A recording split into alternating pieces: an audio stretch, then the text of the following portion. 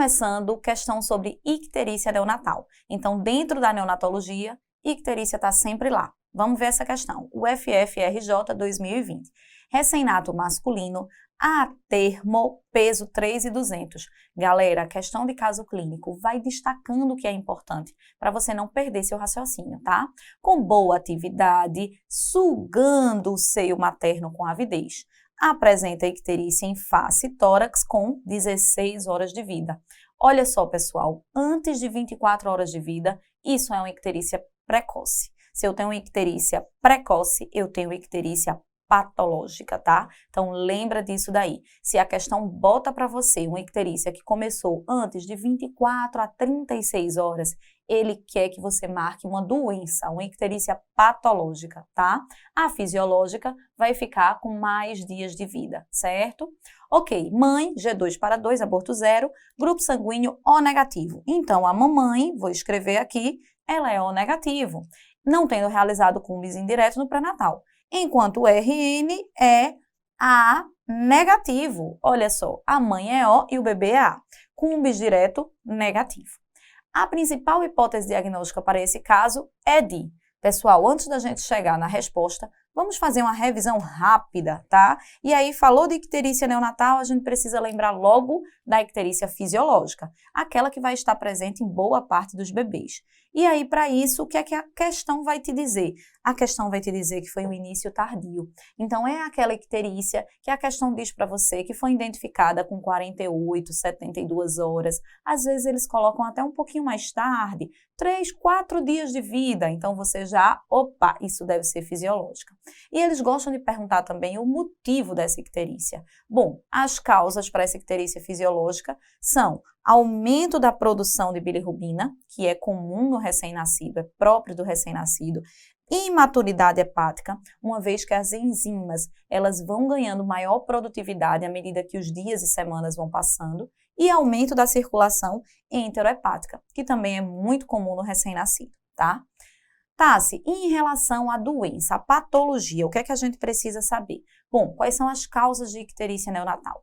A icterícia pode se dever à deficiência de captação de bilirrubina pelo hepatócito, que aí a gente destaca a síndrome de Gilbert, raramente cai em prova. Deficiência da conjugação da bilirrubina. Ele capta a bilirrubina, mas não consegue conjugar tão bem. Isso acontece onde? Nos prematurinhos. Das causas genéticas, a gente precisa destacar o Down. E das condições metabólicas, eu quero destacar para vocês a galactosemia. Inclusive, é uma das contraindicações absolutas à amamentação. O bebê que tem galactosemia, ele não deve receber o leite materno, ok? Maravilha! O que mais, Tassi? Deficiência da excreção hepática da bilirrubina direta. Ele capta, ele conjuga, mas não consegue excretar. E aí isso acontece em que situação? Atresia de vias biliares.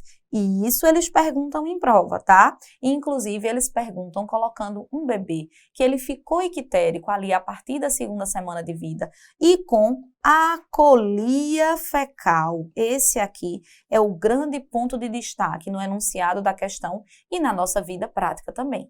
Você precisa ficar ligado nesse diagnóstico, porque é a principal causa de transplante hepático na infância, na criança, no recém-nascido, tá bom? Com diagnóstico lá na vida neonatal. Colestase intrahepática, que a gente vê nos casos de sepse. Então, se eu tenho aquele bebê que o enunciado diz, olha, tá molinho, tá com recusa alimentar, hipoativo, teve febre, tem desconforto respiratório, isso deve ser uma sepse. Então, eu vou pensar que ele pode ter uma icterícia por essa fisiopatologia, tá bom? Também não cai tanto em prova. E o que é que cai tanto em prova, Tássia, que eu preciso saber e não posso esquecer de revisar?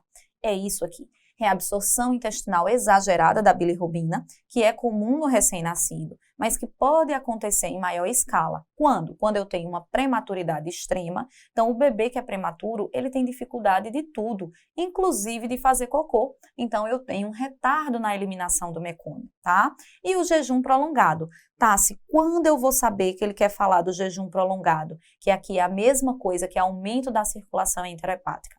Bom, a questão vai te dar um bebê que nasceu com um pezinho legal, bom, 3.500, por exemplo, e aí na primeira semana de vida ele vai ter perdido muito peso.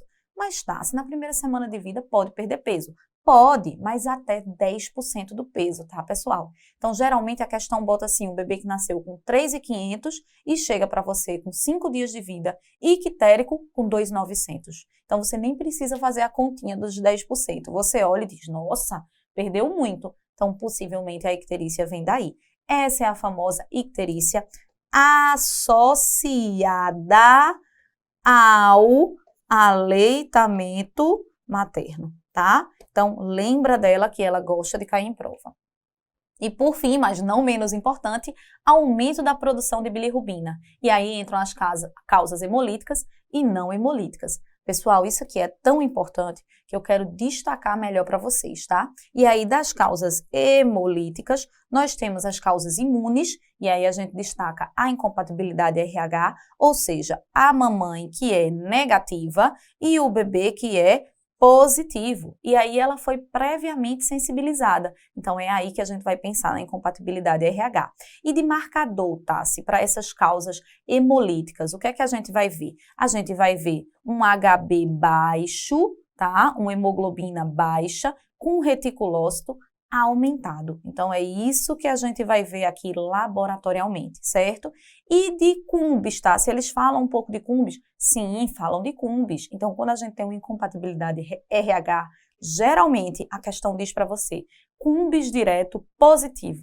Você já marca lá, tá? E a incompatibilidade ABO? Bom, aí nesse caso vai acontecer quando a mãe for O. Galera, lembra disso. A mãe tem que ser O, tá? E o bebê vai ser A ou B, tá? Geralmente é essa duplinha aqui, ó, O e A, tá? Igual como temos na questão. Então, nesse caso, eu tenho incompatibilidade ABO, e aí, nesse caso, eu não preciso, obrigatoriamente, que o meu cumbis seja positivo. Então, fica aí essa dica, porque eles gostam dessa pegadinha. Colocam cumbis negativo, como foi o caso da questão, para você dizer, ah, isso não é hemolítico. Pode ser sim hemolítico, pode ser uma imunização, possivelmente por incompatibilidade ABO, tá? Os subgrupos são mais raros, ok? E nas causas hereditárias? Bom, aí a gente precisa destacar a deficiência de G6PD. Nessa condição, o paciente tem um eritrócito que ele é muito suscetível ao estresse oxidativo. E aí, nessa situação, ocorre a hemólise. Pois é uma condição genética, então por isso que pode sim se manifestar ainda no período neonatal.